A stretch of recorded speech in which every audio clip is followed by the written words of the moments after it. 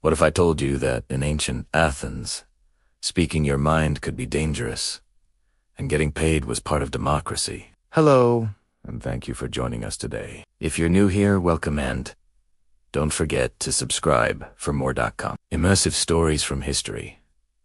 Before the world had modern democracies, Athens crafted a system that was strange, daring, and surprisingly disciplined. From public shaming to citizen payments, these rules shaped not only the city but the very idea of freedom itself. Today, we'll explore the curious laws that made democracy possible in ancient Greece and discover how ordinary citizens held extraordinary power in a system unlike anything before or since.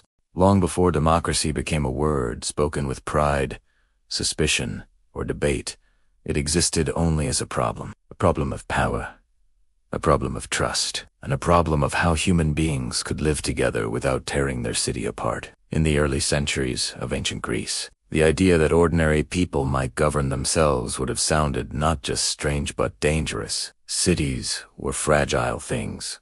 They rose between mountains and seas, bound by stone walls and shared gods, always aware that famine, war, or internal conflict could destroy them in a single generation. At the heart of every Greek city-state was the same question, quietly shaping daily life. Who should rule? For centuries, the answer had been simple. Kings ruled first, claiming authority through bloodlines and divine favor. Later, aristocrats took their place. Wealthy families who owned land, commanded loyalty, and believed leadership was their natural right. Power flowed downward, and obedience flowed up. But Athens, the city that would later become synonymous with democracy, was restless. By the 7th century BCE, the old order was cracking. Population growth strained farmland. Small farmers borrowed grain and money from wealthy landowners, offering their own freedom as collateral. When harvests failed, debts remained, and so did the chains.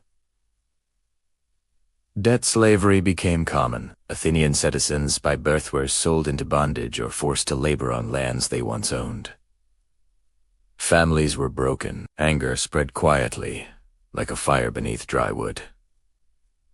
The city was not at peace. Tensions grew between the rich and the poor, between noble families competing for influence, and between citizens who no longer believed the system protected them. Violence threatened to erupt, not from foreign armies, but from within. Athens stood on the edge of something dangerous. Civil war. The Greeks had a word for this kind of internal chaostasis. It meant more than disagreement. It meant division so deep that neighbors became enemies, and the city turned against itself. And so, Athens faced a choice. Not between democracy and tyranny. Those words had not yet taken their modern meanings, but between survival and collapse. The first attempts at reform did not seek equality. They sought stability. Around 621 BCE, a man named Draco was appointed to write Athens' laws down for the first time. Until then, laws had lived in memory and tradition, controlled by elites who interpreted them as they pleased. Draco's solution was harsh clarity. His laws were famously severe, so severe that later generations said they were written in blood rather than ink. Minor crimes carried major punishments. Theft could mean death. Even idleness was treated as a threat to order. But Draco's importance was not his cruelty. It was that the law became visible. For the first time, citizens could see the rules that governed them. The law no longer lived only in the mouths of powerful men. It stood carved in wood or stone, indifferent to status. It was a small step, but a revolutionary one. Still, Draco's laws did not solve Athens' deeper problem. They punished disorder, but they did not prevent injustice. Debt slavery continued.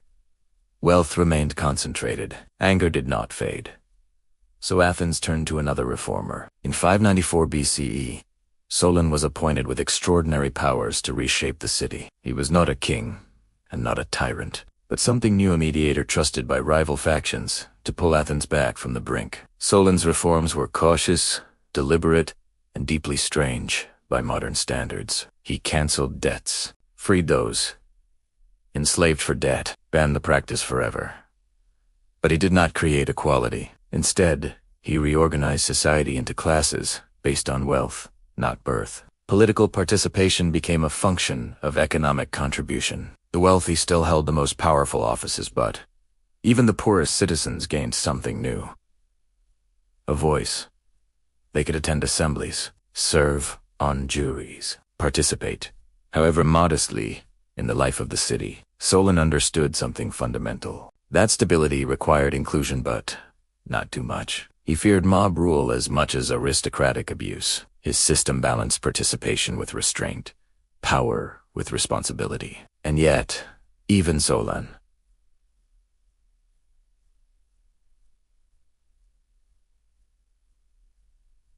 knew his reforms were incomplete. Before leaving Athens, he made the citizens swear an oath not to change his laws for 10 years. Then he departed, traveling abroad, leaving his city to test his fragile creation. It did not hold. Within decades, Athens fell under the control of tyrant strongmen who seized power not through heredity, but through popular support. The most famous of them, Pisistratus, ruled gently by tyrant standards. He supported festivals, patronized the arts, and avoided mass repression. But tyranny, however mild, was still ruled by one. And when his sons lost power, Athens stood again at a crossroads. This time, the solution would be more radical. In 508 BCE, a nobleman named Cleisthenes proposed reforms that reshaped the very structure of Athenian society. Instead of organizing citizens by family and region systems that reinforced aristocratic control, he reorganized them into artificial tribes designed to mix populations. The goal was simple and astonishing: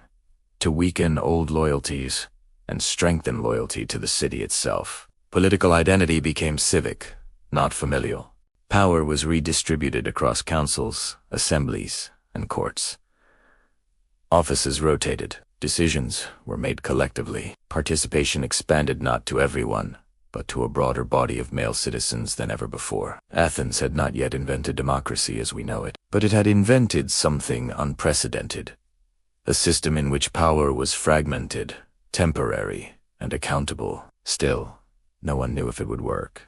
There were no examples to follow, no constitutions to copy, no theory books to consult. The Athenians were improvising, responding to fear, memory, and hard-earned lessons. They feared kings. They feared tyrants. They feared elites who ruled forever. And they feared the crowd when it ruled without restraint. The strange rules that would soon define Athenian democracy did not emerge from idealism. They emerged from anxiety, from the belief that humans, left unchecked, would abuse power, from the understanding that stability required constant vigilance, from the painful memory of cities destroyed from within. This is why Athenian democracy would become a system obsessed with limits. Limits on how long one could rule. Limits on who could propose laws. Limits on ambition itself. To modernize, many of these rules appear bizarre, even cruel. Exile without trial. Leadership by lottery. Public shaming as justice. But to the Athenians, these rules were not strange. They were necessary. They were the scaffolding holding together a city that had nearly torn itself apart. And before democracy became an ideal, a promise, or a slogan, it was something much more fragile.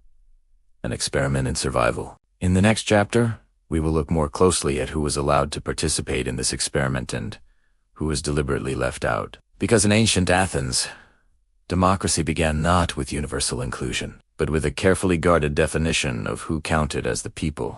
When Athenians spoke of democracy, they did not imagine a city where everyone had a voice. They imagined a city where the right people did. To modern ears, this may sound like a contradiction. Democracy today is often defined by inclusion, by the idea that legitimacy grows as participation expands. But in ancient Athens, democracy was built on a foundation of exclusion, carefully designed and fiercely defended. The Athenians believed that if everyone ruled, no one would. And so they drew lines, clear lines, strict lines. Lines that decided who belonged to the political body and who existed outside it, no matter how long they had lived in the city. To understand Athenian democracy, one must first understand what it meant to be a citizen. Citizenship was not granted lightly. It was not earned through wealth alone, nor through skill, intelligence, or loyalty. It was inherited. To be an Athenian citizen A man had to be born to 2 Athenian parents, not 1, both. This rule, formalized in the mid-5th century BCE, hardened citizenship into something almost sacred. Blood mattered. Lineage mattered. The city was imagined not just as a place, but as a living body, one that could be weakened by dilution. Citizens were registered in local districts, tied to ancestral deeds that tracked family origins and political identity. These records were guarded carefully. Fraudulent claims to citizenship could result in loss of rights or even enslavement, because citizenship was not merely a status. It was power. Only citizens could vote in the assembly. Only citizens could speak publicly on political matters. Only citizens could serve on juries, councils, or hold office. And within this group of citizens, only adult men were included. Women, regardless of wealth or family, were excluded entirely from formal political life. They could not vote. They could not speak in the assembly. They could not serve on juries. Their role was domestic, religious, and familial, essential to the city's survival, yet deliberately separated from its governance. Slaves, too, were excluded, though they formed a vast portion of the population. Athens was a slave society, dependent on forced labor for agriculture, mining, craftsmanship, and household work. Slaves came from war, piracy, trade, and debt. Some were highly skilled. Some were educated. Some managed businesses or supervised other slaves. None were citizens. They existed under the law, but never within it. Then there were the medics, resident foreigners who lived and worked in Athens, sometimes for generations. They paid taxes, served in the military, and contributed to the economy. Many were artisans, merchants, and intellectuals. Yet they, too, were excluded. They could not vote. They could not own land without special permission. They could not participate directly in political decisions. Athens relied on them yet refused to fully trust them. By modern standards, this democracy was narrow. By ancient standards, it was still radical. Because within this restricted body of citizens, participation was expected. Athenian democracy was not passive. It did not imagine citizens as spectators. It imagined them as actors, responsible for the health of the city. Attendance at the assembly was encouraged. Jury service was expected. Civic involvement was framed as a duty, not a privilege. To withdraw from politics was seen not as neutrality, but as there was even a word for such a It did not mean foolishness in the modern sense. It meant someone concerned only with private life, disengaged from public affairs. To be a citizen was to belong to something larger than oneself. Yet this belonging was fragile. Athenians feared that expanding citizenship too broadly would destabilize the system. Democracy, in their eyes, required shared values, shared customs, and shared loyalty to the city. Foreigners, they believed, might bring divided elite. Slaves, they believed, lacked the independence required for political judgment. Women, they believed, belonged to a different sphere of life entirely. These beliefs were not questioned in Athens. They were assumptions so deeply embedded that the system could not imagine itself otherwise, and so democracy rested on a contradiction. It proclaimed the wisdom of the people, while insisting that most people were unfit to rule. This contradiction shaped every aspect of Athenian political life. The Assemblacia, heart of the democracy, was open to all male citizens over 18. Thousands could gather on the Nix Hill, overlooking the city, to debate war, laws, and policy. Any citizen could speak. In theory, in practice, speaking required courage, reputation, and rhetorical skill. The crowd was powerful. Approval could elevate a man. Disapproval could destroy him. Still, the right existed, and it existed precisely because citizenship was limited. Athenians believed that a smaller, tightly defined political body could deliberate more responsibly than a mass of disconnected individuals. Trust, they thought, could only exist within known boundaries. This belief extended beyond politics into culture and religion. Citizens shared festivals, rituals, and sacrifices that reinforced collective identity. They swore oaths to defend the city. They fought together in war, standing shoulder to shoulder as hoplites in the phalanx. Military service reinforced political equality here, least among citizens. A poor man could fight as bravely as a rich one. On the battlefield, wealth mattered less than discipline and courage. This shared experience strengthened the idea that citizens, though unequal in property, were equal in civic worth. Yet even this equality had limits. Not all citizens were equal in influence. Wealthier citizens could afford leisure time to attend assemblies more frequently, to study rhetoric, to build reputations. Poorer citizens struggled to balance survival with participation. Over time, Athens would introduce payments for civic service, but this, too, was controversial, because inclusion always came with fear. Fear that the poor would vote themselves benefits. Fear that demagogues would manipulate the masses. Fear that the balance between elite guidance and popular power would tip too far. These fears shaped the strange rules to come. The Athenians did not trust power any, whether held by one man or many, and so they designed their system to restrict, divide, and contain authority at every level. Citizenship itself was a form of control. By defining who belonged, Athens defined who could shape its future. And this definition was not static. At moments of crisis, citizenship rules tightened.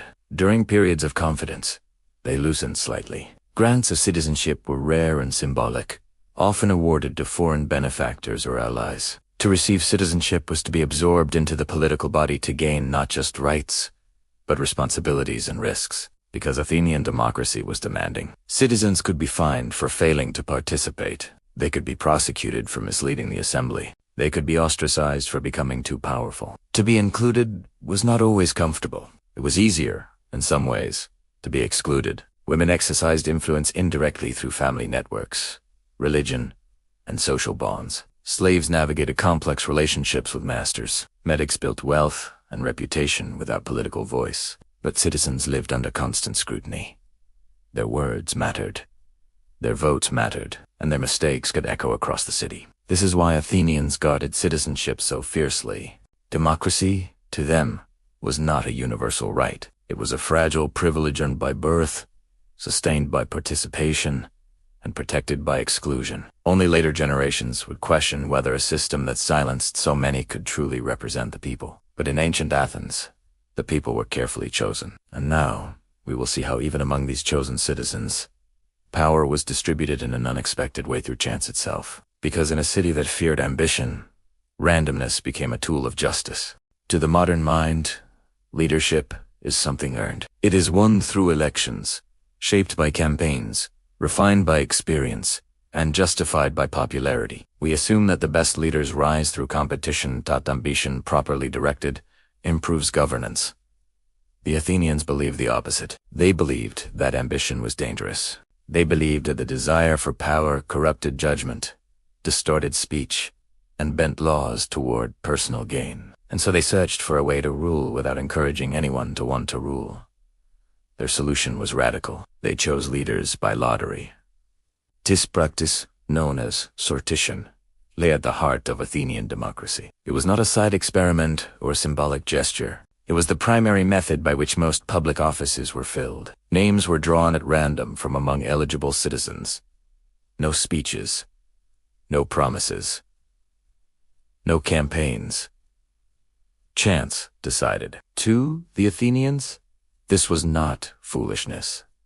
It was fairness. The logic was simple. If all citizens were equal under the law, then all were equally capable of holding office at least for a short time. Expertise, they believed, could be learned. Power, however, once accumulated, was far harder to remove. Lottery selection broke the link between ambition and authority. No one could scheme for a position they might never receive. No family could dominate offices across generations. No faction could guarantee control. The city, not the individual, remained supreme.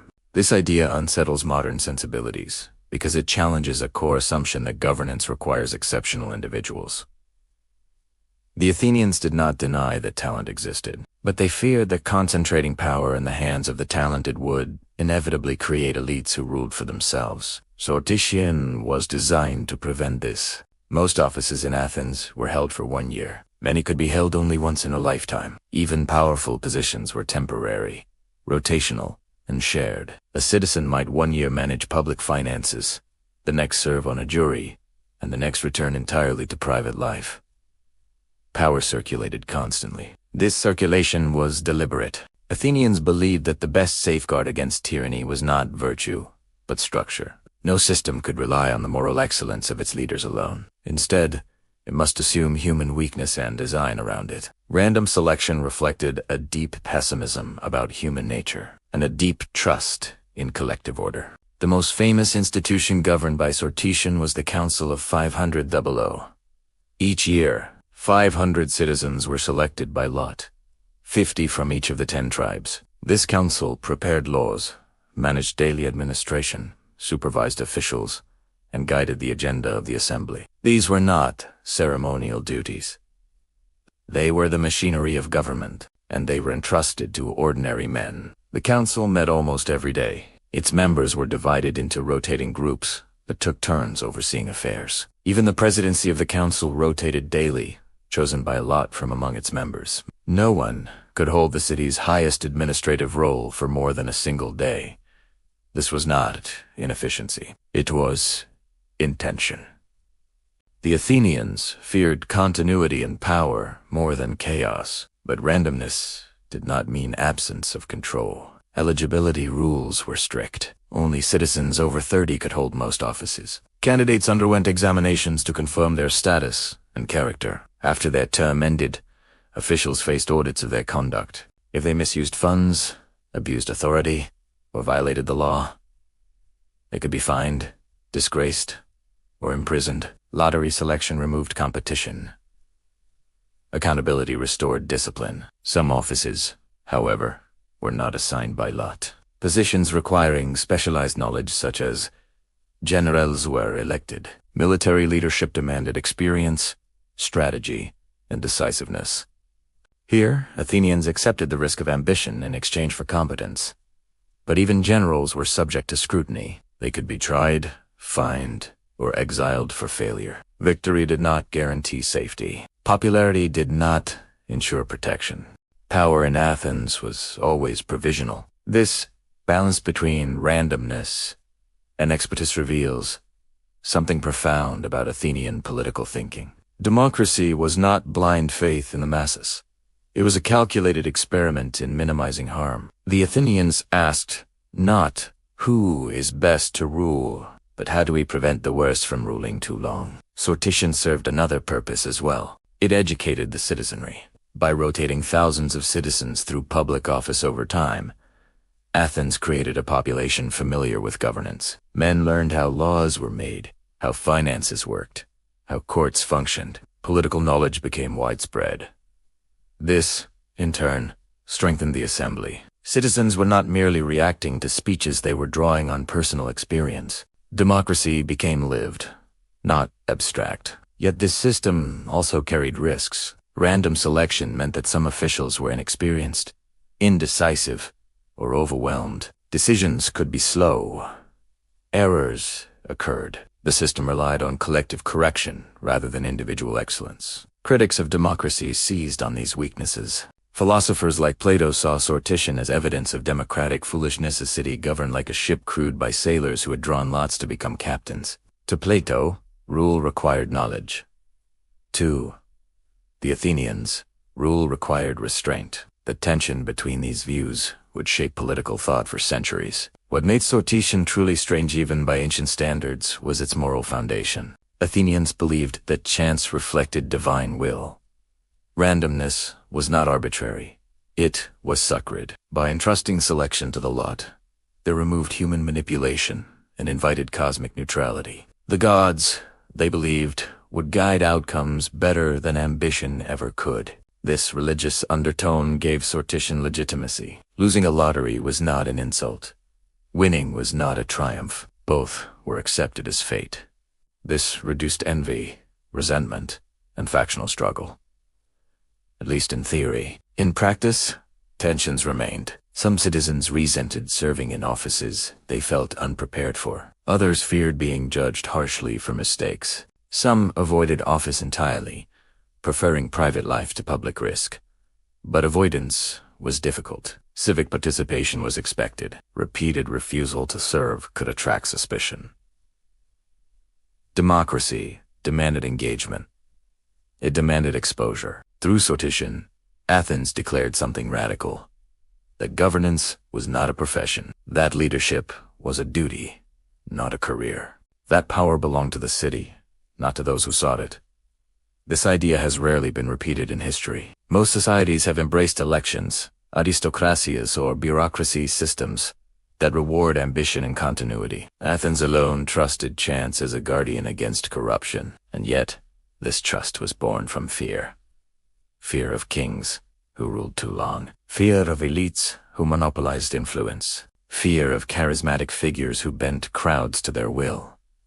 The lottery was a shield, a strange one but effective, for a time. Still, randomness alone could not solve every problem. Some men became too influential despite the system. Their reputations grew. Their words carried weight. Their presence unsettled the balance. And when this happened, Athens reached for another rule, one even stranger than the lottery, a rule that allowed the city to remove someone not for a crime, but for being too powerful. That rule was called ostracism. In most societies, punishment follows wrongdoing. A law is broken. Evidence is presented. Judgment is passed. Athens imagined something far more unsettling. What if a man could be dangerous without committing a crime? What if his influence alone, his reputation, wealth, or popularity, posed a threat to the city? In a democracy built on fear of concentrated power, this question mattered deeply. And so Athens created a rule unlike any other. They called it ostracism. Once a year, the citizens of Athens gathered to answer a single question.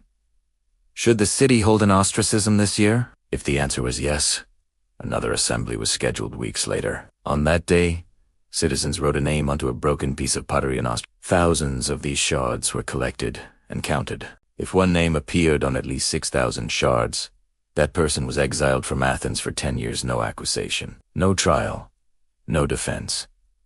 The exiled individual kept his property. His family remained citizens. After 10 years, he could return without stigma.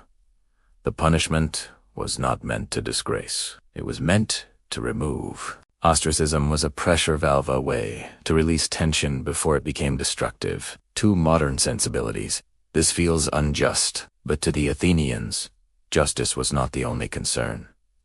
Stability was.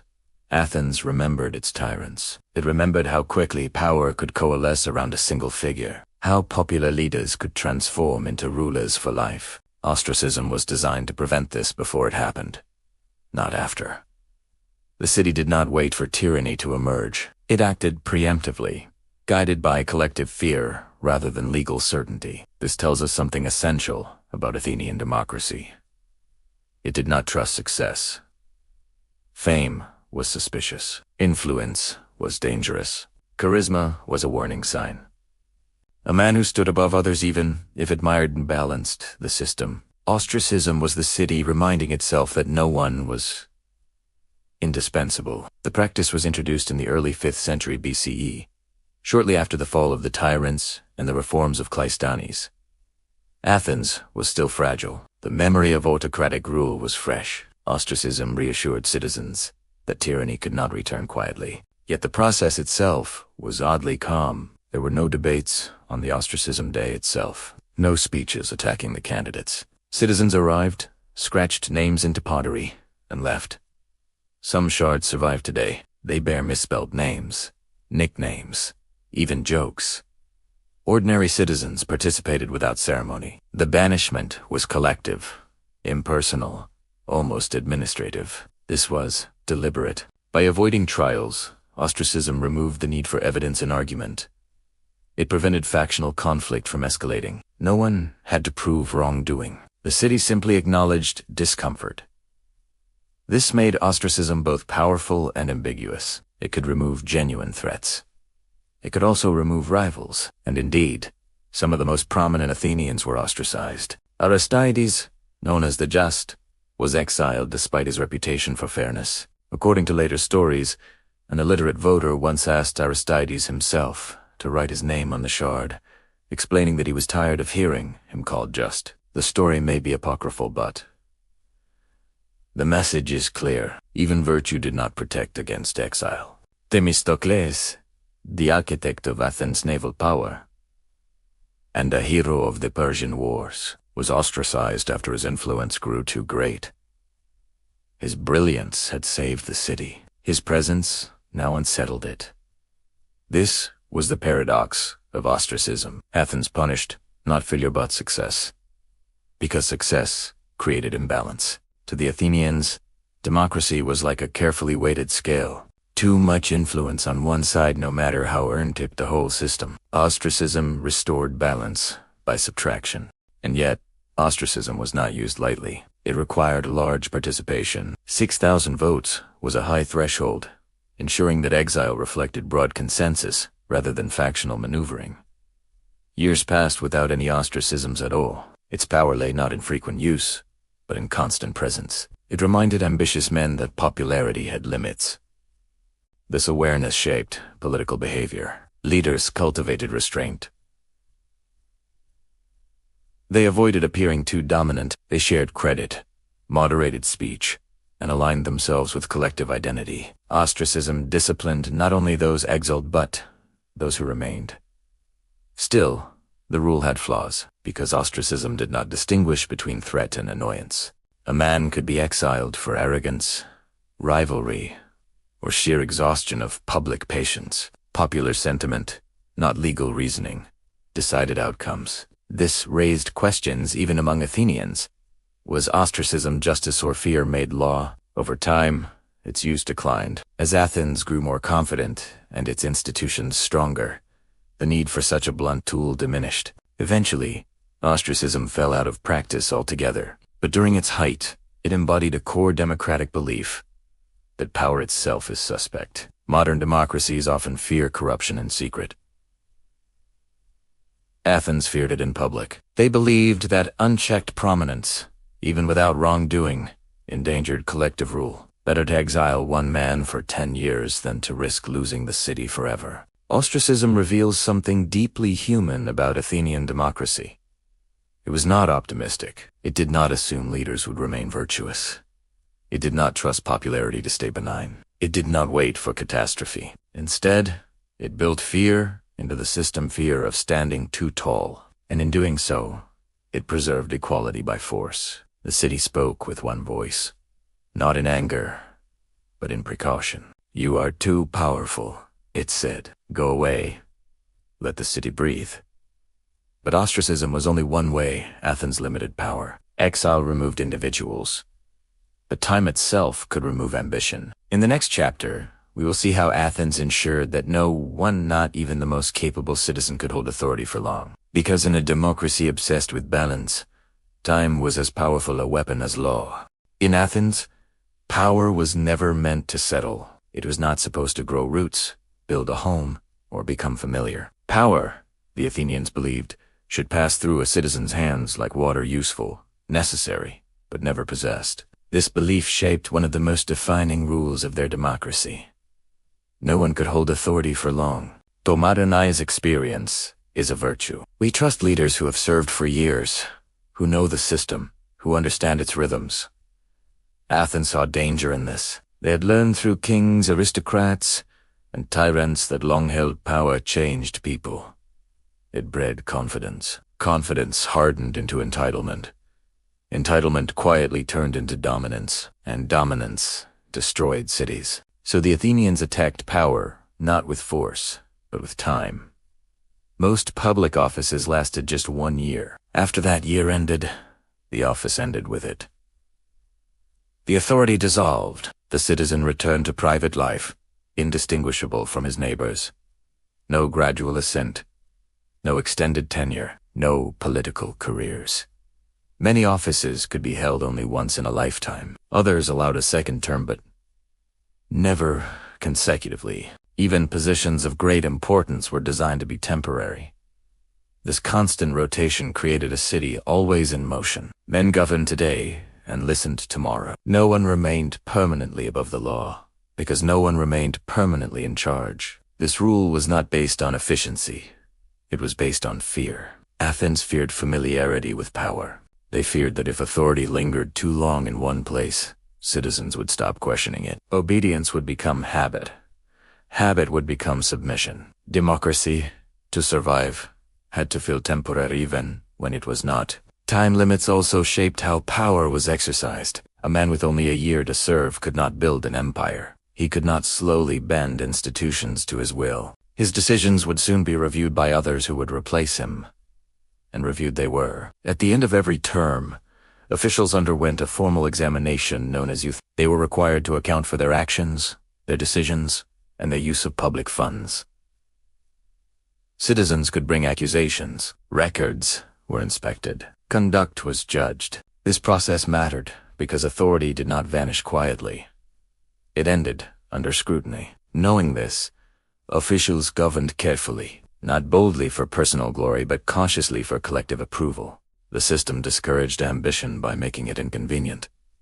Why scheme for power you could not keep? Why manipulate institutions that would soon judge you? Even the most prestigious bodies were subject to rotation. The Council of 500, which guided daily governance, changed every year. Within it, leadership rotated monthly and, in some roles, daily. Imagine a city where today's administrator becomes tomorrow's auditor. This constant reversal flattened hierarchy. It trained citizens to see authority not as identity, but as function. You were not a ruler. You were a caretaker briefly. There was one category of office where this rule bent, but did not break. The general's military command required continuity. Strategy could not be learned and forgotten yearly without consequence. So generals were elected and could serve multiple terms. Yet Avenary Athens remained cautious. Generals were accountable to the assembly. They could be fined, removed, or tried again during wartime. Success did not guarantee safety. Failure could be fatal. The city accepted competence but never surrendered control. This distinction reveals the precision of Athenian democracy. It did not reject expertise. It rejected permanence. Power was tolerated only when it remained reversible. Time limits also served a social purpose. By rotating offices widely, Athens involved thousands of citizens in governance over time. Men from different backgrounds gained first-hand experience with authority and responsibility. This broadened political understanding. Democracy was not taught. In theory, it was lived. Citizens who had served as officials understood the constraints of decision. They became more patient in the assembly, more aware of complexity, less easily persuaded by simple promises. Rotation educated the people by turning them into participants. But this education came at a cost. Inexperience was common. Mistakes were inevitable. Policies shifted frequently. Continuity suffered. Athens accepted these weaknesses. They preferred inefficiency to domination. They preferred disorder to obedience. And they preferred shared responsibility to expert rule. To Athenians. A system that prevented tyranny even if clumsy was superior to a system that ran smoothly under a master. This belief explains why political ambition was viewed with suspicion. A man who wanted power too eagerly was considered dangerous not because he desired service, but because he desired continuity. Ambition suggested an unwillingness to step aside, and stepping aside was essential. Power had to circulate like blood.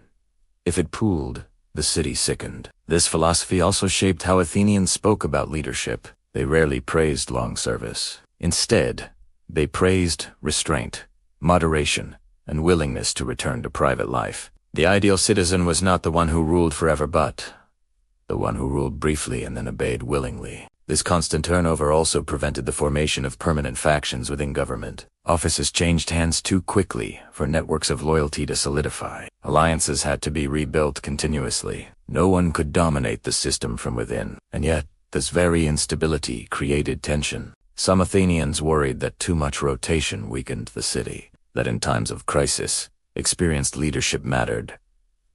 That continuity provided security. These debates never disappeared. But Athens consistently chose precaution over confidence. They designed their democracy not to maximize excellence but to minimize risk. This mindset shaped everything that followed, because limiting time in office was only one part of controlling power. What if someone proposed a law that harmed the city? What if a citizen used his voice recklessly? Athens had an answer for that too. In the next chapter, we will see how Athenians made lawmaking itself a dangerous act by holding citizens personally responsible for the ideas they brought before the people. Because in a system where power was shared, words could be as dangerous as authority. In Athens, speaking was a right, but it was never safe. The assembly welcomed voices, arguments, and disagreement. Any citizen could step forward and address thousands. Words shaped policy, declared war, raised taxes, and altered lives. Yet the Athenians understood something unsettling.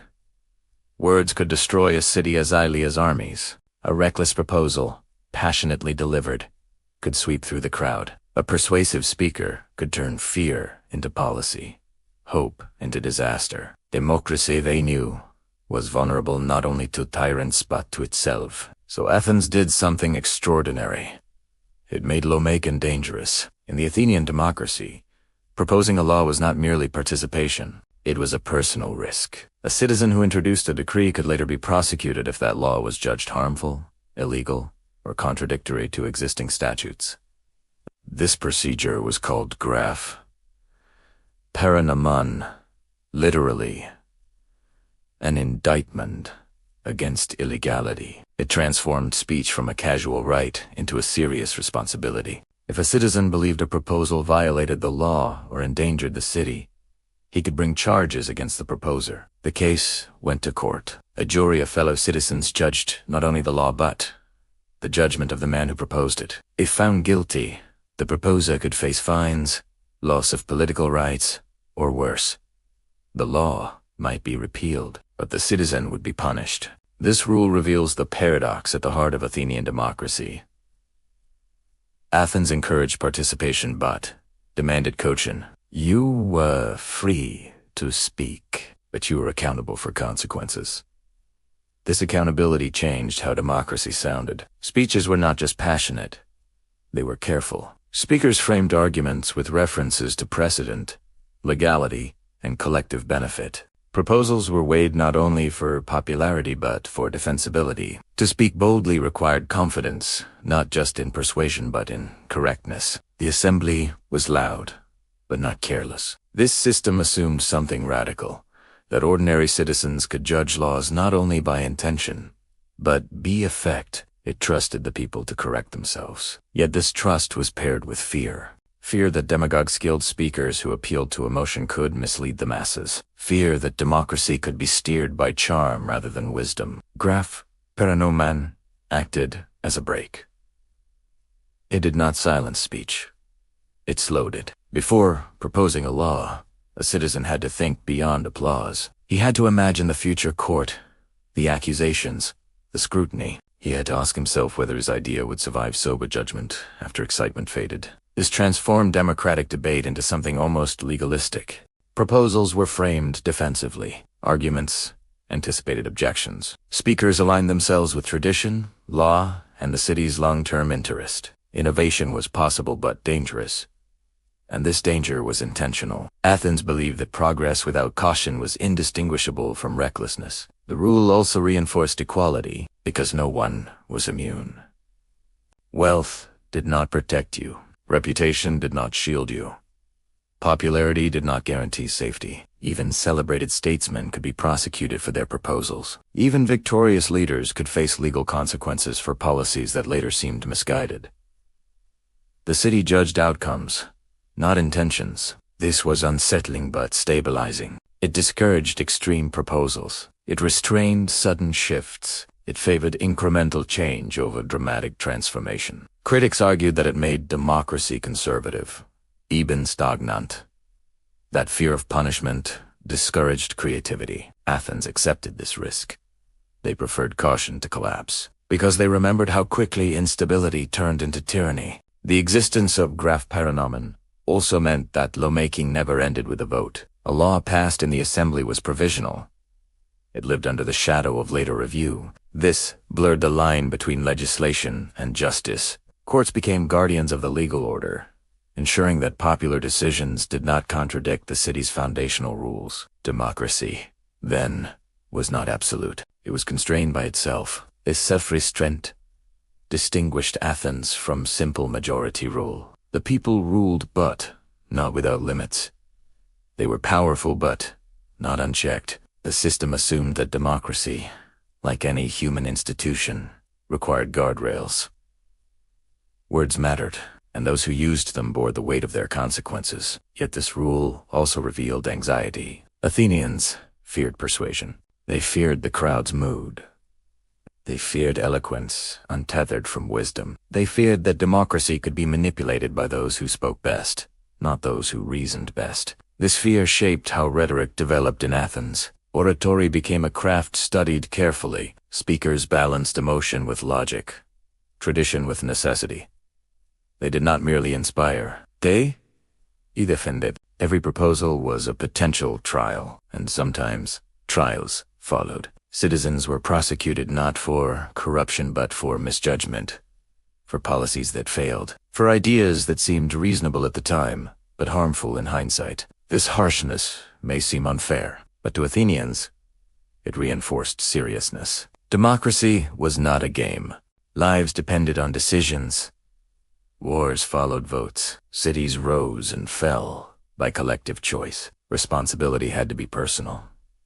Still, this rule created tension. Some citizens hesitated to speak. Others avoided proposing laws altogether, preferring to influence debate indirectly. This concentrated initiative among experienced speakers, those confident enough to accept the risk. Once again, Athens balanced inclusion with control. The right to speak remained universal among citizens. The risk of speaking shaped who used it.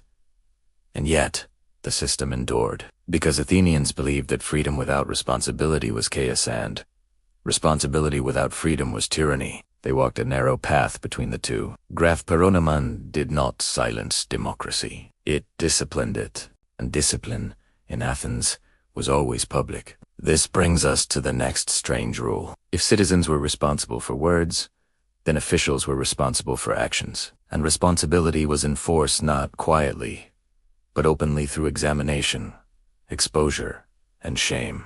In the next chapter, we will see how Athens used public scrutiny as a political tool-and why embarrassment was considered a legitimate form of justice. Because in a city without permanent rulers, reputation mattered more than authority. In Athens, power did not end when office ended.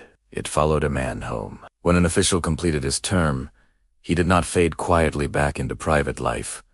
He stepped into judgment, not behind closed doors, not through secret inquiries, but in full view of the city. Athenians believed that accountability worked best when it was seen. They did not trust silent oversight. They trusted exposure. Every official, without exception, was subject to public examination both before and after holding office. This process was not symbolic. It was rigorous, personal, and often uncomfortable. Before taking office, a citizen underwent a scrutiny known as dokimasia. Fellow citizens examined his background, his family, his behavior, and his loyalty to the city. Questions were asked openly. Had he honored his parents? Had he served in the military? Had he fulfilled religious duties? Had he treated others justly? These questions may seem strange for a political qualification, but in Athens, character mattered as much as competence. A man who failed this examination could be barred from office, not because he lacked skill but because he lacked moral standing. After completing office, scrutiny returned. This time, it was called euthenia. Formal reckoning. Officials were required to present accounts of their actions and finances. Citizens could accuse them of misconduct, corruption, or abuse of power. These accusations were not whispered. They were spoken aloud. Athens used shame not as cruelty but as control. Reputation was everything. There were no permanent offices to shield officials, no bureaucratic anonymity. A man's name, face, and past followed him. If he abused authority, the city remembered. This public accountability shaped behavior more effectively than fear of prison. Because shame lingered. A fined man could recover wealth, an imprisoned man could return, but a disgraced man carried his failure into every gathering. In a society built on participation, reputation was currency. This is why Athenians relied so heavily on public scrutiny. It aligned personal pride with public good. To serve well was to earn honor. To serve poorly was to invite humiliation, and humiliation was feared. Political life in Athens unfolded before neighbors, rivals, and kin. Markets, festivals, and assemblies brought citizens together constantly. There was no private political identity. Every mistake echoed. This visibility restrained power. Officials avoided excess not because laws forbade it, but because the city would see, and the city judged harshly. Athens had few prisons. Long-term incarceration was rare. Punishment relied instead on fines, loss of rights, exile and shame. A citizen found guilty of misconduct could be stripped of political privileges, barred from speaking in the assembly, or forbidden from holding office again. This condition, kajidatimiawa, was devastating. To lose the right to participate was to lose one's civic existence. The system assumed that citizens cared deeply about belonging, and they did. Democracy depended on this emotional investment. Without it, shame would lose power. Athens cultivated a culture where honor mattered more than comfort. Public life was inseparable from personal identity. Even comedy played a role. Athenian playwrights openly mocked politicians by name on stage. Audiences laughed as leaders were ridiculed for arrogance, greed, or foolishness. This was not censorship, it was supervision. The stage became another court one ruled by laughter instead of law. Public ridicule reinforced limits. It reminded leaders that they were visible, vulnerable, and replaceable. Some modern thinkers find this troubling. Public shaming can be cruel. It can distort truth. It can destroy lives disproportionately. Athenians accepted these risks. They feared secrecy more. To them, hidden power was the real danger. Transparency, even harsh transparency, was protection. This approach shaped the tone of political life. Debate was intense. Accusations were common. Citizens were alert to signs of arrogance or overreach. Suspicion was normal. Athens did not assume virtue. It assumed temptation, and it built defenses accordingly. This atmosphere created anxiety, but also vigilance. Officials knew that every decision could be revisited, every expense questioned, every word remembered. They governed carefully, aware that accountability did not end with the term. Some argue that this discouraged bold leadership. Athenians would have agreed. They preferred caution. They believed that boldness belonged to generals and war not to administrators in peace. Democracy, in their eyes, thrived on moderation. Public shaming enforced this moderation without constant legal intervention. It allowed the city to police itself. Yet this system also relied on collective judgment. Citizens had to be willing to accuse, to testify, to confront. Democracy demanded courage not just in speech, but in scrutiny. To ignore misconduct was to endanger the city. This responsibility was shared. Everyone watched. Everyone remembered. And this memory formed a powerful deterrent. No office was too small. No citizen too obscure. No mistake entirely forgotten. Athens was a city that looked at itself constantly. This self-surveillance created pressure but also cohesion. Citizens felt invested in the system because they were its guardians.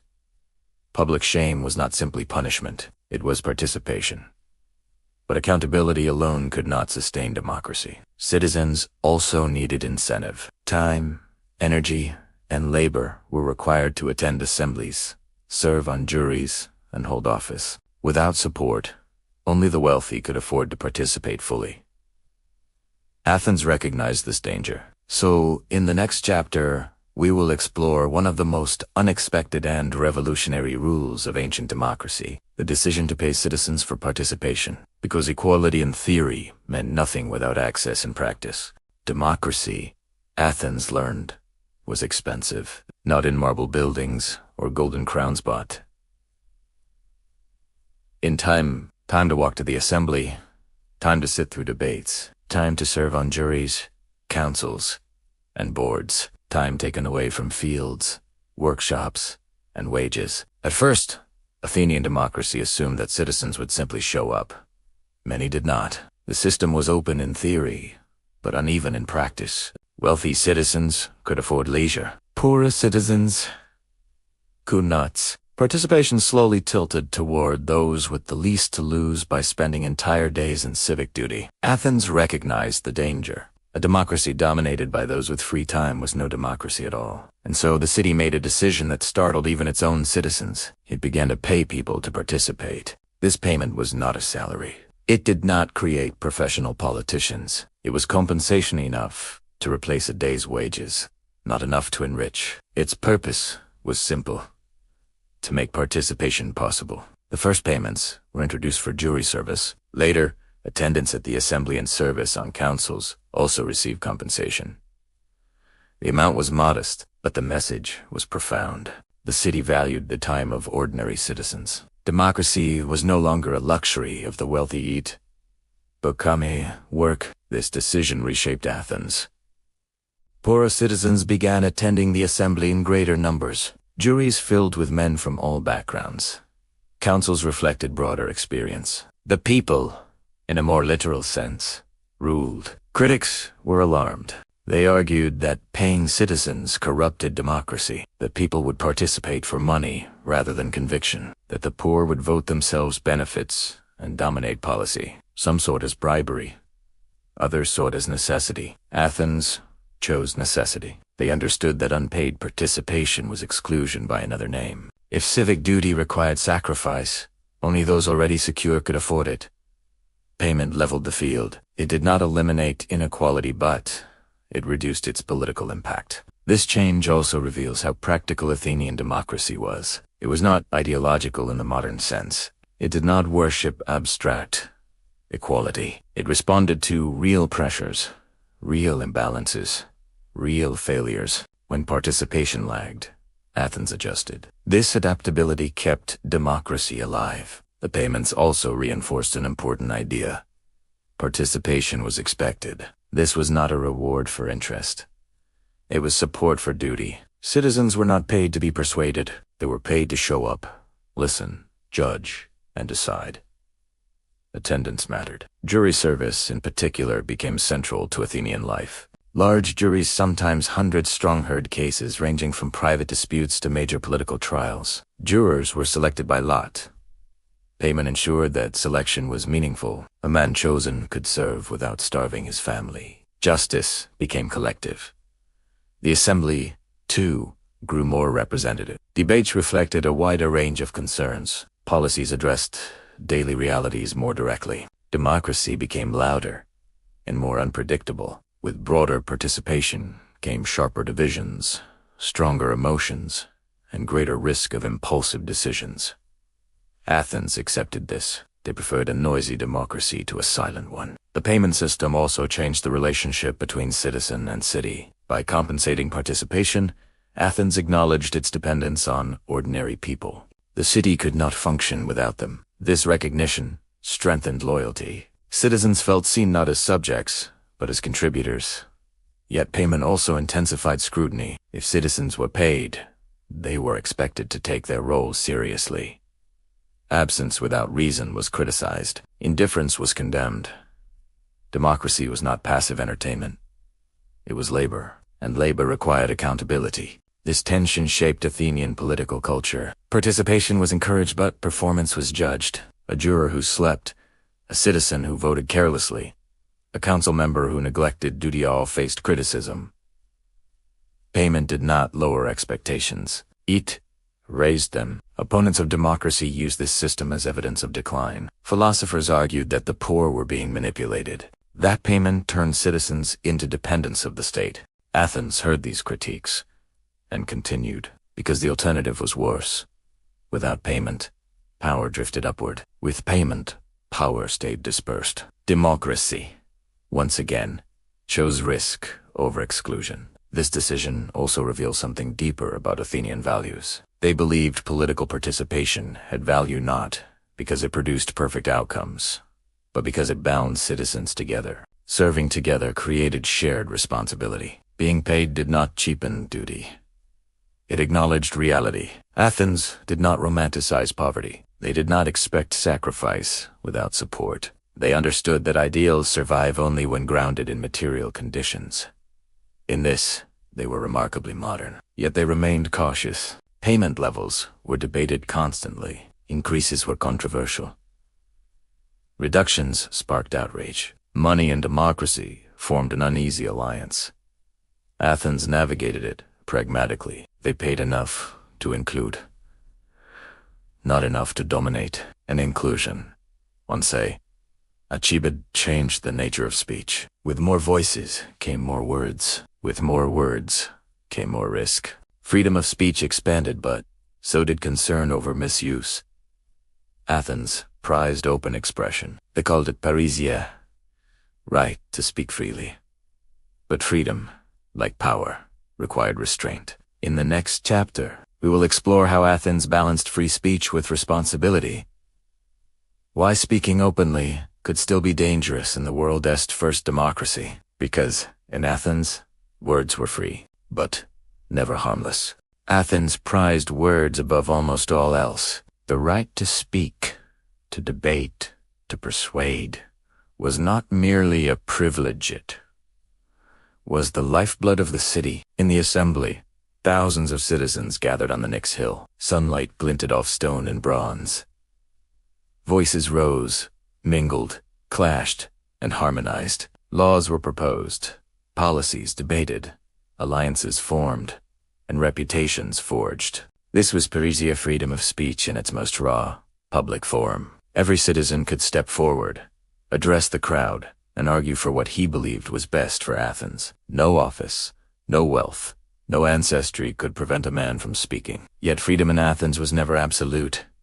Words had weight. Words had consequences. Words could create glory or disaster. A citizen could propose a law and be prosecuted if it later proved harmful. A leader could be celebrated in the morning and condemned by evening if public opinion shifted. Even the truth could be dangerous if it embarrassed powerful citizens or challenged deeply held customs. Athenians understood this tension intuitively. Freedom of speech was necessary, but so was restraint. Without restraint, democracy could unravel. This belief shaped how debates unfolded. Speaking in the assembly required courage, preparation, and foresight. A man could not simply shout his opinion and hope the crowd agreed. He had to anticipate challenges, consider the consequences of every word, and weigh the morality and legality of his arguments.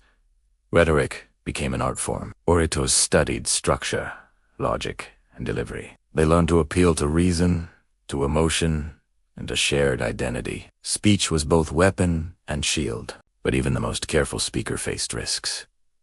Citizens could bring charges of hubris, arrogance, or overstepping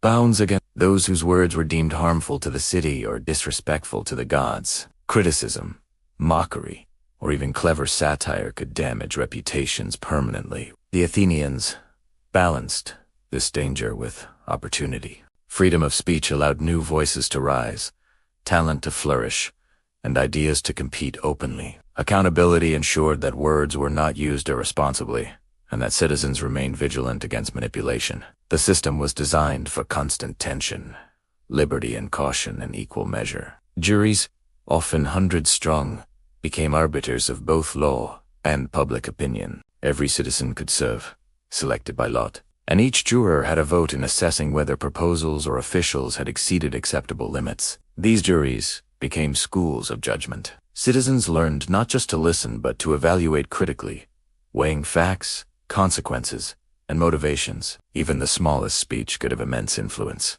A well-placed word could sway votes, alter policies, or set the stage for ostracism. Citizens understood that participation was a profound responsibility. In Athens, democracy was not a spectator sport. It demanded engagement, attention, and courage. The combination of freedom and consequence created a dynamic tension. Citizens spoke boldly, yet with care. They debated passionately, yet within bounds, and the city survived because it treated words as actions, capable of shaping destinies as surely as swords. Athens also recognized that speech alone was not enough to maintain balance. The city feared concentration of influence through fame, charisma, or persuasion. Even the most skilled orator could be exiled if his presence threatened equality. This principle was reinforced by ostracism, rotation of offices, and public scrutiny, all tools designed to prevent power from lingering too long. Thus, Every word carried both possibility and risk.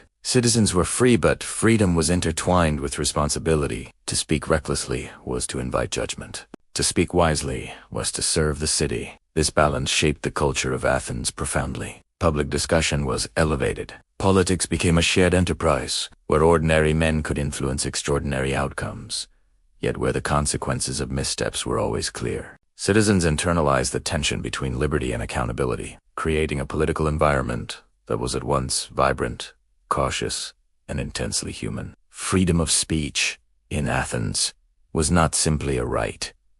It was a practice of virtue. Citizens exercised it with awareness, knowing that the city depended on their judgment as much as on their words. In the next chapter, we will explore how Athens managed the dangerous power of the assembly itself. Largest body of citizens capable of passing laws, declaring war, and shaping history, yet constrained by the strange and careful rules the city had invented over centuries, because even collective power, if left unchecked, could threaten the very democracy it upheld. The assembly, or ecclesia, was the beating heart of Athenian democracy. It was here that the city spoke as one, yet never in unison. Thousands of citizens gathered on the Nix hill, rising in the cool morning air or under the warm sun, each bringing voice, opinion, and judgment to the pulse of governance. In this open space, the city became tangible. The hills echoed with argument. Fingers pointed, voices rose, and decisions were made that could alter the course of lives, property, and war. Citizens were not spectators. They were actors in a drama with consequences, and every citizen counted only because Athens had worked so carefully to define who those citizens were. Yet the assembly was as dangerous as it was vital. Power concentrated in numbers could be intoxicating. A majority could impose policies swiftly, shape law, and even decide on war. In theory, this was freedom realized the voice of the people, shaping the state. In practice, it was a perilous instrument. Crowd enthusiasm could escalate into rash decisions. Popularity could outweigh wisdom. Fear, anger, or persuasion could sway hundreds of men at once. The Athenians recognized this danger. They understood that giving so many citizens such authority required layers of protection, and so they built rules within the chaos. First, the assembly did not operate constantly. Meetings were scheduled regularly, but not without limits. Emergency meetings were rare, ensuring that deliberation, rather than impulse, dominated decisions. Citizens were given notice. Arguments could be prepared. Decisions were never entirely spontaneous. Second, not every proposal could be enacted immediately. Laws were often discussed, debated, and refined before final passage. The city relied on multiple steps, including review by the Council of 500, to ensure that the assembly's decisions were informed, deliberate, and consistent with established procedures. Third, even once decisions were made, officials were accountable. Every law passed could later be challenged under the rule of graph paranomen. Citizens who proposed reckless or illegal laws could face prosecution, and all office holders remained subject to euthena, ensuring that the assembly's collective power was tempered by scrutiny. This created a unique dynamic. Citizens wielded tremendous authority, collectively but individually, they remained responsible and restrained. Assembly members could speak freely, vote boldly, and shape policy, but they did so knowing that history, peers, and the law watched. Attendance was another critical factor. Athens did not leave participation to chance or personal inclination. Citizens were encouraged to attend and, in so many cases, compensated for their time. Payment ensured that even those who labored daily could participate, keeping the assembly broadly representative rather than dominated by leisure and wealth. And yet, size alone did not ensure fairness. The Athenians introduced mechanisms to prevent dominance by eloquence, intimidation, or faction. Speaking was regulated. Each citizen's time to speak was limited, ensuring that no single voice overwhelmed the crowd. Votes were often taken by show of hands, and procedures were designed to prevent confusion or manipulation. Perhaps most strikingly, the assembly reflected the balance between majority rule and safeguards against abuse. Even when a vote passed, the city retained the right to correct errors, prosecute missteps, or adjust policies. Majority decisions were powerful but provisional. They were not absolute. This ensured that the crowd's voice remained vital, yet always tempered by accountability. The assembly also trained citizens in judgment. To attend was to learn deliberation, rhetoric, and compromise. Men listened to one another, debated passionately, and negotiated differences. Even if one disagreed, the experience of participation created understanding. Democracy was not just law, it was education. War, taxes, and religious festivals were all decided here. A decision to deploy troops or levy tribute emerged from the collective reasoning of hundreds, sometimes thousands, of men. Mistakes were possible. Errors occurred, yet the city accepted them as part of the living experiment of democracy. Power was not perfect, but it was distributed. Athens' design was elegant in its simplicity and extraordinary in its ambition. It trusted citizens to act, yet constrained them to prevent harm. It valued participation, yet imposed accountability. It celebrated freedom of speech, yet ensured responsibility. This system worked not by eradicating human flaws, but by acknowledging and channeling them. Ambition, pride, error, and zeal were not suppressed, they were integrated into the mechanisms of governance. Rotation of offices, ostracism, public scrutiny, and time-limited authority all ensured that the assembly's raw power never became absolute. And yet, the assembly remained unpredictable. A spirited debate could sway a vote. A popular appeal could carry a measure. A crisis could ignite passions. Citizens had the authority to shape laws, but they were always constrained by procedures, oversight, and accountability. This tension, the simultaneous empowerment and limitation of the people, was the essence of Athenian democracy. It was fragile. It was dynamic. It demanded engagement, patience, and vigilance. The city thrived because citizens understood both the responsibility and the danger of the power they wielded. In the next chapter, we will explore how Athens controlled the flow of information and persuasion, balancing transparency with protection. The city trusted its citizens, but it also knew that knowledge and influence could be as powerful as office or wealth and potentially dangerous if unchecked. Because in a democracy, control over ideas can be just as vital as control over laws.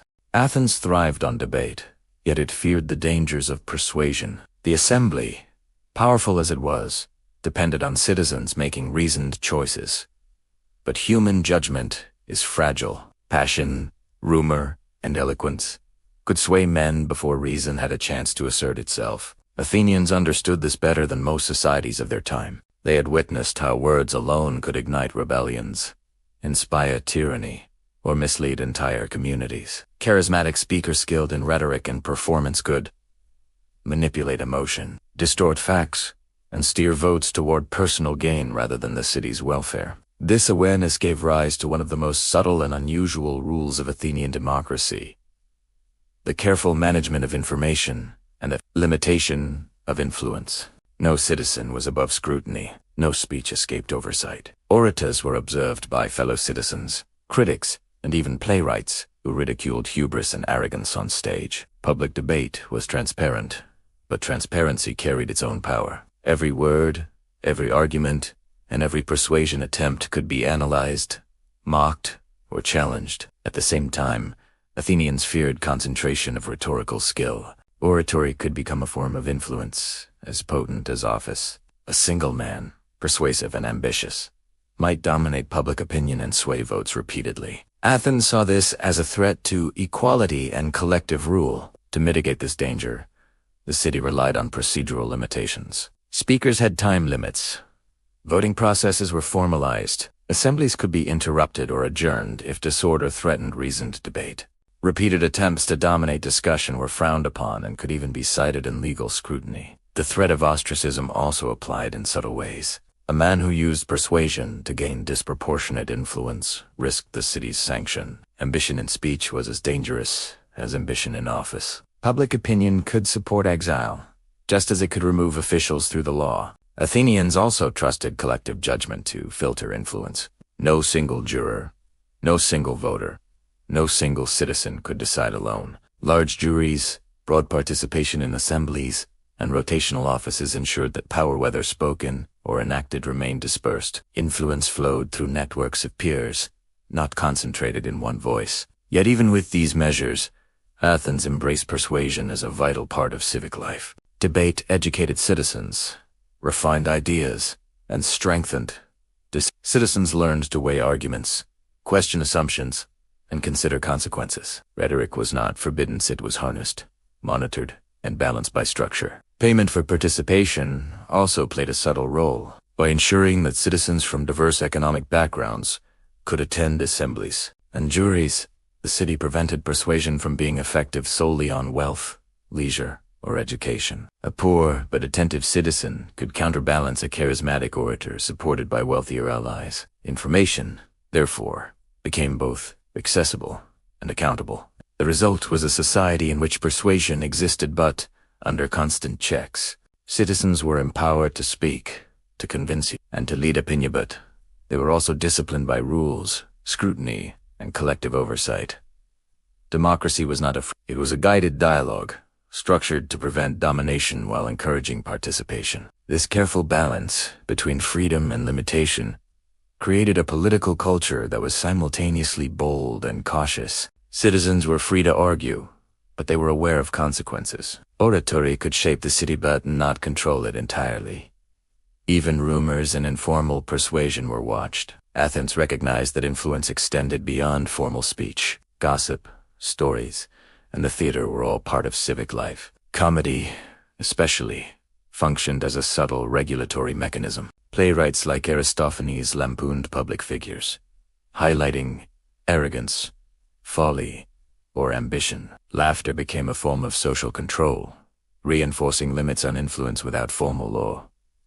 Citizens learned through observation and engagement. Public shaming, trials, and satire created a culture in which personal restraint and collective vigilance coexisted. Men spoke carefully, listened attentively, and judged critically. Influence was recognized, admired even, but tempered by accountability. This system also reflected a profound trust in the citizenry. Athens assumed that ordinary men, when given responsibility, could manage persuasion and information wisely. They might be swayed temporarily, but over time collective judgment would prevail.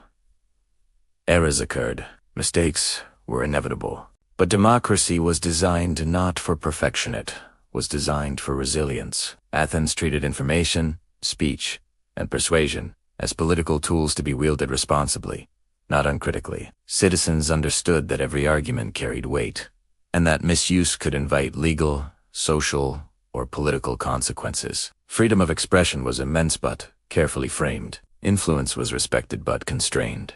Through these measures, Athens created an environment in which ideas flowed openly, debates were spirited, and authority remained distributed. Citizens were educated, aware, and engaged. Leaders emerged, but only temporarily. Persuasive voices influenced, but rarely dominated. Power remained a shared commodity, not a personal prize. The lessons of this system are striking. Athens trusted ordinary men to govern but never trusted them blindly. They celebrated debate but embedded consequences. They allowed persuasion but limited its dangers. Every rule, from rotation of offices to public scrutiny, from ostracism to procedural checks, worked together to balance liberty with caution. And yet, even with these safeguards, Athens was not immune to error. Persuasive individuals sometimes swayed the assembly. Failed policies were enacted, and mistakes were made. But the system's design ensured that errors were reversible, accountability was real, and the city could recover. Democracy, in Athens, was never static. It was alive, responsive, and self-correcting. In the next chapter, we will explore how Athens ensured equality among citizens, even as it managed power, wealth, and influence. For a city that trusted ordinary men with extraordinary authority, maintaining balance was essential, and nowhere was this more evident than in the laws and practices that reinforced political equality. Because in Athens, freedom, responsibility, and equality were not abstract ideals, they were carefully. Athens prided itself on democracy, but it was acutely aware of an enduring danger. Wealth could dominate politics. In most societies, those who owned land, controlled commerce, or inherited fortunes naturally commanded influence. Athens recognized that money alone could tilt decisions, giving some citizens an advantage simply because they could afford leisure, persuasion, or resources. If democracy depended on active participation, wealth could easily undermine it. The solution, as unusual as it was ingenious, was to structure participation around equality, not status. First, offices were rotated by lot, rather than purchased or inherited. No one could buy influence. No one could claim leadership as a birthright. Any citizen, rich or poor, prominent or obscure, could be called to serve. Lottery ensured randomness. By chance, a farmer might serve alongside a merchant. A craftsman might lead the assembly while aristocrats waited their turn. Second, payment for service addressed practical inequality. Jury duty and council attendance could consume an entire day, during which ordinary laborers lost wages. Athens remedied this by compensating citizens for participation. Payment leveled the playing field, ensuring that even the poorest could afford to engage fully in governance. Political voice was no longer a privilege of the wealthy, it became accessible to all. Third, equality was reinforced socially. Public scrutiny, euthenia, and the risk of ostracism applied equally to everyone. Rich men were not shielded from shame. Famous orators were not immune to prosecution. In Athens, responsibility was universal, and accountability never favored fortune. The city insisted that the rules applied uniformly, regardless of status. These measures created a culture in which merit, participation, and responsibility mattered more than wealth. Office holders, jurors, and speakers were judged by their conduct and decisions, not their estates. Influence flowed from action, not inheritance. Reputation could rise or fall based on service, not property. The design of the assembly reinforced this equality. Voting was generally one citizen, one vote. Wealth did not carry additional weight. Numbers ruled, but numbers were composed of citizens from all walks of life. Inclusion mattered more than expertise, ensuring that power remained diffused rather than concentrated. Yet Athens did not pretend that equality erased difference. Education, experience, and natural talents still influenced outcomes. Some citizens were more persuasive, some were knowledgeable, some were respected, but the system ensured that structural advantage could not dominate indefinitely. Even in legal trials, equality was paramount. Juries were large, sometimes hundreds of citizens, selected by lot. No one individual could decide alone. Wealthy litigants could not buy verdicts. Influence was dispersed, procedural fairness maintained, and collective judgment prevailed over individual advantage. Athens' approach was radical, precisely because it relied on active citizen engagement. Equality was not granted by decree, was constructed daily through participation, oversight, and structured processes. Citizens were not passive beneficiaries. They were co-creators of democratic balance.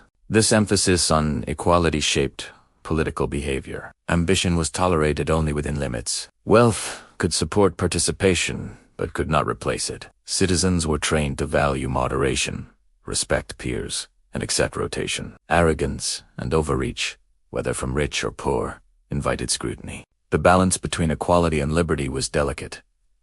Wealthy citizens might feel constrained. Poor citizens might feel empowered but also burdened with responsibility. Athens managed this tension through design. Random selection, compensation, and shared accountability ensured that power flowed through the city evenly, not just to those with means or ambition. This egalitarian ethos extended beyond formal politics. Public debate, theater, and social interaction all reflected and reinforced citizen equality. Satire ridiculed arrogance and wealth used improperly.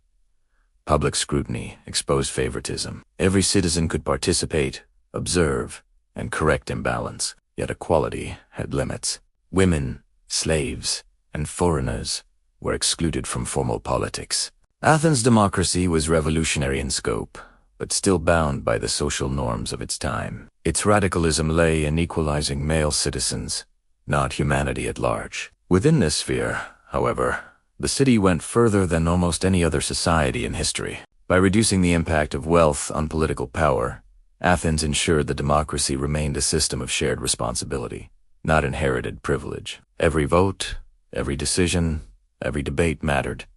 Every citizen mattered. This framework of equality also amplified accountability. In a city where wealth could not dominate, personal actions became the measure of influence. Excellence, prudence, and restraint determined reputation more than property. Misjudgment could be punished, success could be celebrated, and everyone had a role in maintaining balance. Athens' approach teaches a profound lesson. Democracy is not merely the rule of the majority. It is the careful management of resources, status, and opportunity to ensure that each citizen has a meaningful role. The city engineered conditions under which equality could coexist with freedom, ambition with accountability, and liberty with collective responsibility. In the next chapter, we will explore how Athens managed emergencies, war, crises, and external threats without abandoning these principles of rotation, accountability, and equality. Because even when the city faced danger, its strange and deliberate rules continued to shape every action, every decision, and every choice. Athens' commitment to equality was not idealistic. It was practical, structural, and intentional, and it allowed the city to survive, innovate, and flourish for centuries. Athens was a city built on debate, rotation, accountability, and equality. Yet even with all its strange and deliberate rules, it could not escape the realities of the world. Threats came from beyond its walls: Persian invasions, rival city-states, and pirate raids. Internal crises emerged as well: famine, political conflict, and economic strain. Democracy, powerful though it was, in theory, could falter under pressure. And yet, Athens survived. The city's resilience lay not in courage alone, nor in military might. It lay in structure: the rules that governed power, responsibility, and participation. During wartime, Athens maintained its democratic principles while adapting them for necessity. Leaders could be re-elected for longer terms, especially generals who commanded fleets. Strategy required continuity, and the city recognized that flexibility was necessary. But the Athenian generals remained accountable. Victory or failure would be judged publicly, finances audited, and decisions scrutinized in court. Power, even in crisis, was never absolute. This adaptability was crucial. Ordinary citizens could make momentous decisions without freezing in fear. They could vote to raise armies, allocate resources, or form alliances, all while knowing that the system prevented one man or faction from seizing permanent control. Temporary concentration of authority could occur, but it was carefully monitored and limited. The assembly remained central, even in emergencies. Citizens debated whether to go to war, levy taxes, or fortify defenses. Decisions were made collectively, not be decreed. And though time was precious, Athens did not abandon deliberation. Even when danger pressed, discussion, debate, and legal oversight continued. Hasty decrees without scrutiny were rare because the city had trained itself for centuries to balance urgency with responsibility. Public scrutiny was particularly powerful during crises. Citizens demanded transparency in military spending, in treaties, and in leadership choices. Ostracism could remove potential tyrants who sought to exploit fear, while Athena ensured generals and officials remained accountable. Even under stress, Athens preserved its core principle: power must remain temporary, responsible, and distributed. This discipline extended to the common citizen. Soldiers who voted, jurors who judged, and merchants who contributed to funding the fleet all exercised agency. Each was aware that participation carried both opportunity and risk. Democracy in Athens demanded vigilance in times of war as much as in peace. One careless decision, one misused speech, one unaccountable leader could tip the scales toward disaster. Yet these rules also fostered courage. Citizens were willing to make bold choices because they trusted the system. The city had designed checks and balances into the very fabric of political life. A citizen could not dominate indefinitely. Even the most persuasive speaker could be countered by peers. Even the wealthiest could be restrained. This allowed Athens to mobilize effectively without sacrificing its principles. Interestingly, crises revealed the value of rotation and accountability. Temporary office holders brought fresh perspectives. Citizens serving for short terms made decisions based on collective judgment rather than personal ambition. Mistakes were limited in duration. Power, fleeting and distributed, prevented long-term errors from consolidating into systemic collapse. Payment for participation ensured that crises did not silence ordinary voices. Farmers, artisans, and laborers could leave fields and workshops to attend assemblies, vote on emergency measures, or serve on juries, democracy remained accessible, even under duress. Equality was preserved, and the city's decisions reflected broad input rather than the whims of a few. Athens' reliance on rules, rather than reliance on extraordinary individuals, was its greatest strength. Tyranny could emerge if a single man held power unchecked, even in times of war. By embedding rotation, scrutiny, and accountability into the system, the city could respond to danger without abandoning its principles. The mechanisms that seemed cumbersome in peace became lifelines in crises. Public debate, too, was vital, even in emergencies. Citizens argued passionately. Policies were tested against reason. Popularity alone could not dictate action. The risk of prosecution for reckless proposals encouraged careful thought. Debate shaped not just decisions, but character. Citizens learned to judge prudently under pressure, cultivating judgment that served both immediate needs and long-term stability. Perhaps the most remarkable aspect of Athens' approach was its trust in ordinary men. Despite the chaos of war, invasions, and political strife, the city assumed that citizens could act responsibly when given authority and accountability. This trust was reinforced by rules. Rotation of offices prevented domination. Public scrutiny ensured responsibility. Payment enabled participation, and ostracism protected equality. Democracy was not idealized, it was engineered. The system was not perfect.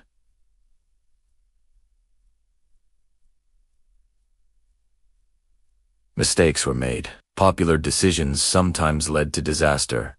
Generals occasionally erred, and factions attempted to exploit fear. But the combination of freedom, responsibility, and structural safeguards allowed the city to recover. Errors were reversible, influence was constrained, and citizens remained engaged. The rules ensured resilience. Crises also tested the cultural fabric of Athens. Civic education, participation, and shared responsibility became life. Citizens who had served previously guided newcomers. Veterans of the assembly, juries, and councils imparted wisdom. Knowledge, experience, and accountability flowed continuously, ensuring continuity even as offices rotated. Athens' ability to survive repeated crises wars with Persia, conflicts with Sparta, internal unrest was a testament to this carefully engineered balance. The city's strange rules: ostracism, rotation of office, scrutiny, payment for participation, collective judgment, and limits on speech functioned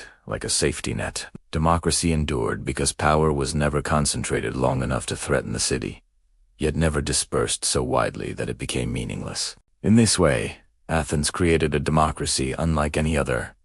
Fragile, yet resilient. Chaotic, yet structured. Free, yet disciplined. Citizens were empowered, but they were also constrained. Leaders emerged, but their tenure was temporary. Words mattered, but recklessness carried consequences. Influence was respected, yet it was bounded. Equality was promoted, even in a world of wealth disparities. The city's genius lay in this paradoxical design. Freedom sustained by limits, power exercised under scrutiny, democracy preserved through rules that seemed strange to outsiders. Athens understood that liberty without structure could collapse, and structure without liberty could stagnate. It walked the narrow path between chaos and control, and in doing so, created a model that resonates through history. As we conclude this story, it is worth reflecting on what these strange, deliberate rules tell us about democracy itself. Athens did not leave freedom to chance. It trusted ordinary citizens, but it designed mechanisms to ensure that trust was meaningful, effective, and protected. It treated participation as both a right and a responsibility. It recognized that power, even when temporary, could corrupt. It made transparency, rotation, accountability, and equality fundamental. In Athens, democracy was alive. It was fragile, it was demanding, and it was extraordinary. It thrived because rules, however strange, they seemed outsiders, shaped human behavior, disciplined ambition, and safeguarded freedom. Citizens were not passive participants. They were the living, breathing engine of governance. Their words mattered. Their votes mattered. Their judgment mattered. And through these mechanisms, Athens endured crises, balanced power, and preserved democracy for generations. The lessons of this city, nearly 2,500 years ago, remain remarkable. Democracy, Athens reminds us, is not merely the exercise of rights. It is the careful, deliberate crafting of rules, responsibilities, and relationships that allow freedom, equality, and resilience to coexist. Even in the most dangerous times, even when war loomed on the horizon, Athens' strange rules ensured that the city spoke with one voice, judged wisely, and survived. And in doing so, they left behind a model for all future generations, who would seek to balance freedom with responsibility, liberty with order, and individual ambition with collective stability. Asterisk, thank you for watching and taking this journey into the strange, fascinating world of ancient Athens. If you enjoyed this story, and you're new here, welcome. Make sure to subscribe for more.com. Immersive history stories that explore how civilizations shaped our world. Athens' democracy was bold, imperfect, and guided by rules that balanced freedom, responsibility, and equality. Its lessons still echo today, reminding us that liberty works best when paired with accountability. We hope this story inspires you to see history not just as events, but as ideas that continue to shape the way we live. Thank you for being here, and until next time, let the past guide your curiosity. Asterisk.